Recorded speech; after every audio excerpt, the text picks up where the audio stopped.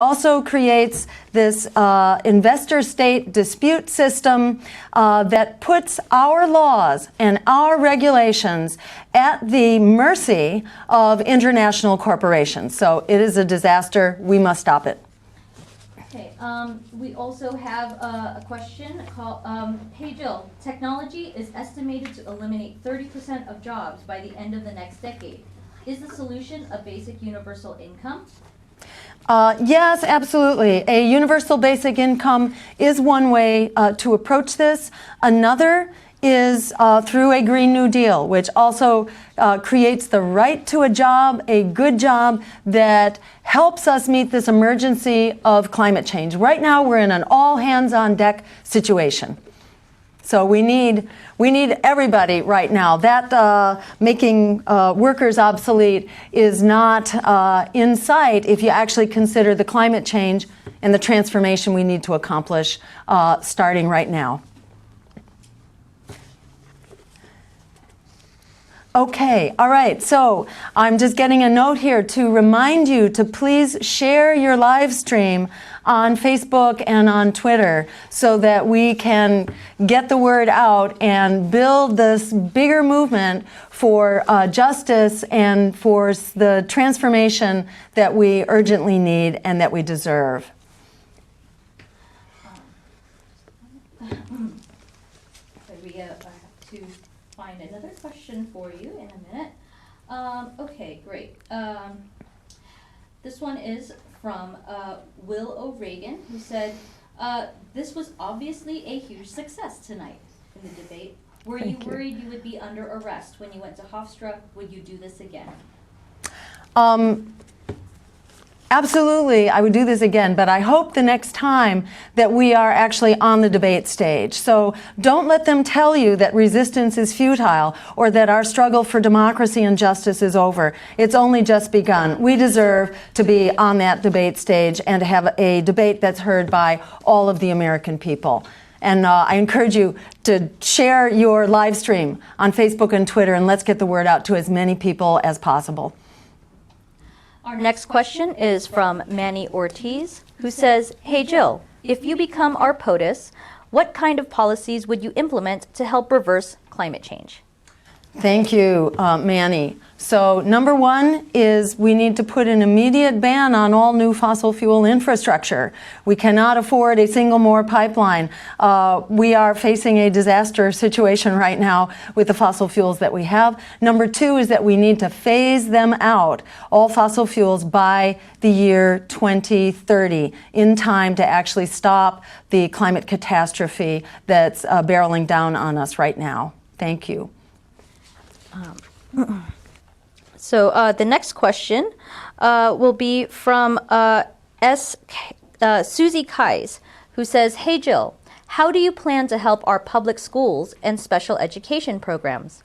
Great. Two very important questions. We need to fully fund our public schools, including our special education programs. We need small classroom size. We need far more teachers. We need to end high-stakes testing, which is being used as an excuse to close down poor schools. It's essentially an indicator of poverty. We need to address poverty in and of itself, but in this classroom, we need to teach to the whole student for lifetime learning and to bring back music, creation, and art. Our next question is from Monet Lemon, who says, hey Jill, what is your plan to work with the Black Lives Matter movement to end police brutality? Thank you, Moniz. The Black Lives Matter movement is leading the charge, and they're coming up with very important policy solutions that I talked about during the debate, and that includes civilian review boards with the power to hire and fire and also the power of subpoena, as well as independent investigators, changing the culture of policing and ending the militarization and providing funds for the engagement of young people. Our next question is from Marcy Angeles, who says, could you please elaborate on your support of Indigenous rights for undecided Native voters?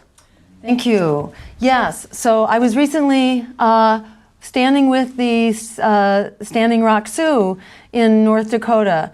because their work is critical and really leads the way with enormous courage and vision. We support treaty rights. My campaign supports treaty rights, which are essential, and those treaty rights have been ignored and discarded. We also support reparations for the lands that have been taken from indigenous people. Okay, great. Our next question is from A.T. Spears, who says, "Hey Jill, can you talk to us about the deregulation of corporate America and how you view true democracy in the United States?" Great. So the deregulation of corporate America is what brought us the Wall Street meltdown. Deregulation of corporate America brought us the consolidation of insurance companies so that prices go up and quality goes down. It also led to the consolidation of media companies as well. We need to bring back antitrust laws so that we can break up these consolidated corporations that, again, are ripping us off, are charging us higher prices, and have lost their creativity as a rule as they become bigger.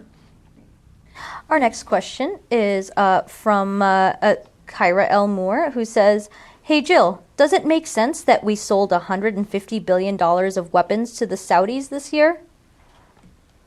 I think that figure's a little high.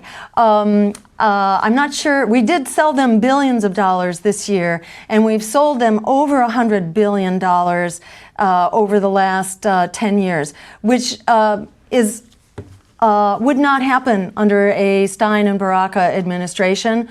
The Saudis are violating human rights, committing war crimes. They should not be sold weapons on that basis, and those criteria should be applied across the board. Great. Our next question is from Felicia Hogan, who says, "Hey Jill, what is your opinion on LGBT rights?" LGBT rights need to be supported. I was actually the first governor candidate in Massachusetts to support equal marriage at a time when the Democrats were trying to figure out whether they supported civil unions. So we believe that discrimination is unconscionable and should not be allowed, whether on the basis of sexual preference or gender identity or race or religion for that matter. Human rights are human rights and need to be supported and enforced in the workplace. Our next question is from, a person named Jill Not Hill, who says, "Hey Jill, would you close Gitmo on day one?"